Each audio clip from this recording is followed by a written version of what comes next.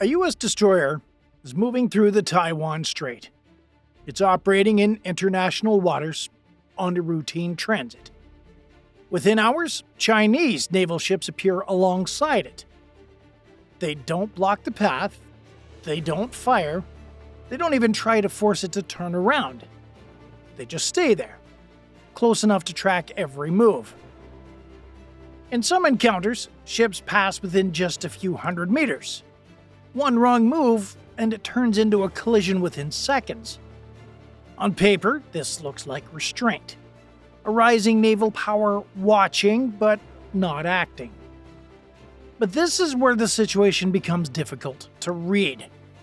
Because this isn't a one-off encounter. It happens again and again and again. Every U.S. transit near Taiwan is met the same way. Shadowed, monitored, and publicly acknowledged by China. The United States just keeps sailing straight through. China keeps showing up every single time.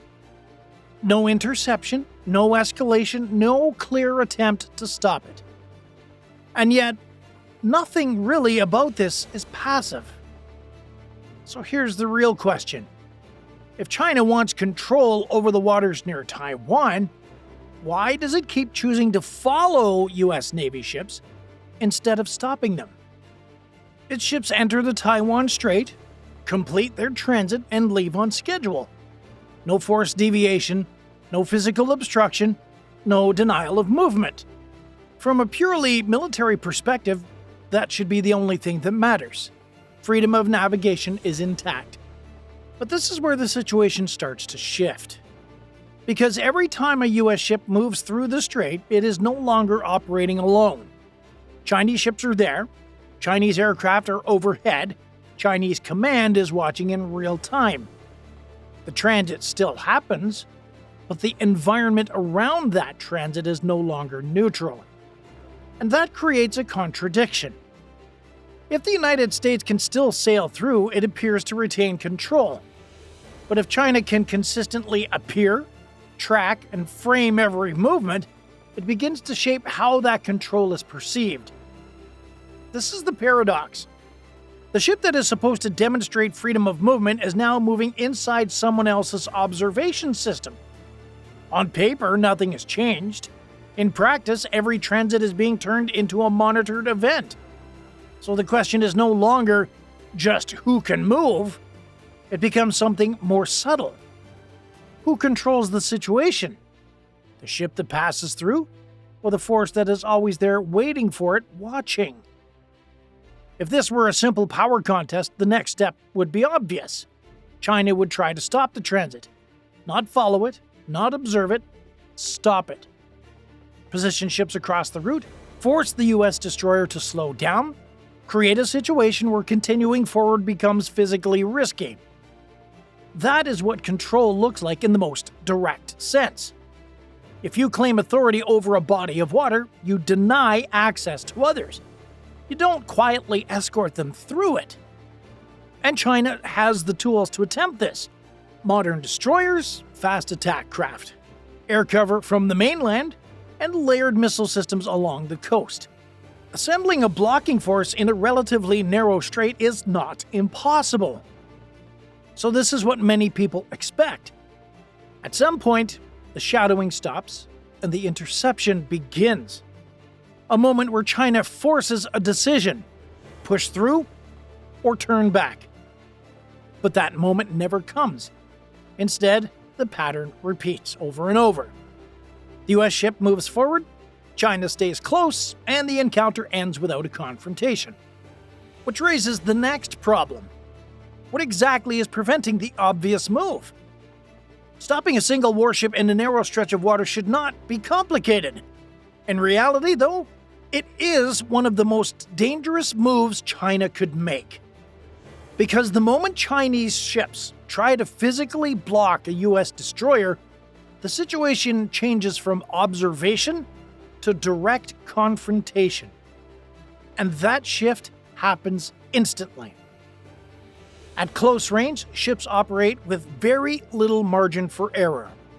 A modern destroyer moving at even a moderate speed, needs space to maneuver safely.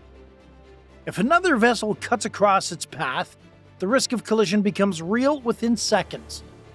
Now multiply that by multiple ships, aircraft overhead, and both sides operating under pressure. This is where control becomes risk. Because once you create a blocking situation, you introduce a chain of escalation that is very hard to contain. A warning maneuver can be misread. A course correction can look like aggression. A collision, even accidental, becomes an international incident within minutes. And neither side can fully predict how the other will respond in that moment. This is what most people miss. China's not deciding whether it can stop the ship. It is deciding whether it can control what happens after it tries. And the answer is far less certain. There is also a legal layer. A U.S. transit through waters beyond territorial seas is deliberately framed as lawful and routine. Trying to physically block that movement risks shifting international perception from China asserting control to China escalating against illegal passage. And that carries consequences beyond the encounter itself. More naval deployments, stronger allied coordination, higher operational tempo in the region. So the constraint is not capability, it is control over escalation. China can challenge the ship all it wants, but the moment it tries to stop it, the situation may stop being controllable. What looks like simple following is actually a structured operation. When a Chinese ship shadows a U.S. destroyer, it is not just keeping a visual contact. It is matching speed, adjusting distance, and maintaining a position that allows continuous tracking without triggering escalation. The positioning is deliberate. Too far, and you lose detail. Too close, and you risk an incident. So shadowing the ship operates in a narrow band, close enough to observe everything, but far enough to avoid forcing a reaction. And this is where the perception flips. Because the US ship is no longer just transiting, it is being observed for the entire duration of its movement. Every turn is noted, every speed change is tracked, every response is measured. On paper, the destroyer is free to move. But in practice, it is moving inside a controlled interaction. And that is the first layer most people miss. Every shadowing event is also a data collection opportunity. Modern naval operations depend heavily on patterns, not just capabilities. By tracking a U.S. destroyer in real time, China can observe how it reacts to proximity, how quickly it adjusts course, how it communicates with other units, and how it behaves under pressure. These are not classified secrets, they are behavioral signatures. And over time, those signatures become predictable. Even small details matter. The spacing between escort ships, the response time to aircraft overhead, the consistency of navigation routes. Individually, these observations mean very little, but repeated over dozens of encounters, they start to form a pattern. And patterns reduce uncertainty. So every shadowing operation is not just presence, it's preparation. Preparation for a future scenario where those patterns may determine outcomes. Now the effect shifts from tactical to strategic, because consistency changes perception. If Chinese ships appear once, it's an incident. If they appear every time, it becomes a system. And systems create expectations. Over time, every U.S. transit near Taiwan begins to follow the same script. The U.S. enters, China appears, the interaction unfolds under observation. That repetition sends a signal, not just to the United States, but to everyone watching. It suggests that this is not open water in the traditional sense. It is a monitored space. A space where movement happens but never without oversight. And this is where presence starts to function as a form of control. Not by denying access, but by ensuring that access is never uncontested. But the operation does not end at sea, because every encounter also produces a narrative. China can publicly state that it monitored the transit, that it tracked the ship, that it remained in control of the situation. Those statements matter, not because they change what physically happened, but because they shape how the event is understood. To domestic audience, it reinforces authority. To regional observers, it signals constant readiness. To adversaries, it shows that nothing goes unnoticed. This is information control layered on top of maritime activity. The ship moves through, but the story of that movement is shaped in parallel. And over time, the narrative becomes as important as the operation itself. Because control is not only about what happens, it is also about who defines what it means. Now add the physical environment. The Taiwan Strait is not empty water. It's crowded, compressed, and constantly active. Commercial shipping lanes run right through it. Military aircraft operate overhead. Naval units from multiple sides are present at the same time. This creates a high-density operational space. And in that environment, every movement is more visible and more sensitive. Distances close quickly. Decisions have less time. Reactions must be precise. This density actually favors shadowing over blocking, because it allows continuous interaction without forcing a single decisive moment. You do not need to stop a ship if you can remain close enough to it the entire time. And that proximity, maintained consistently, becomes its own form of pressure. The final layer is repetition. Not dramatic, not sudden, constant. China doesn't need a single decisive action to change the situation. It needs consistency. Every time a U.S. ship enters the area, China responds the same way. No gaps, no hesitations, no exceptions. Over time, that consistency becomes predictable, and predictability changes behavior. Opponents start to plan around it.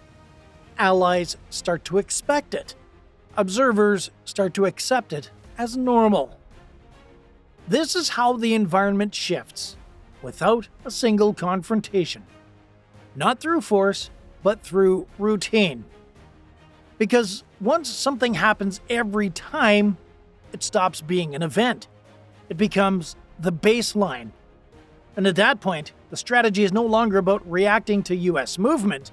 It is about defining the conditions under which that movement exists. Before going further, 3 details need to be clear. First, what shadowing actually looks like. It's not a high-speed chase, it is controlled positioning. A Chinese destroyer will usually stay offset, either trailing slightly behind or running parallel at a measured distance.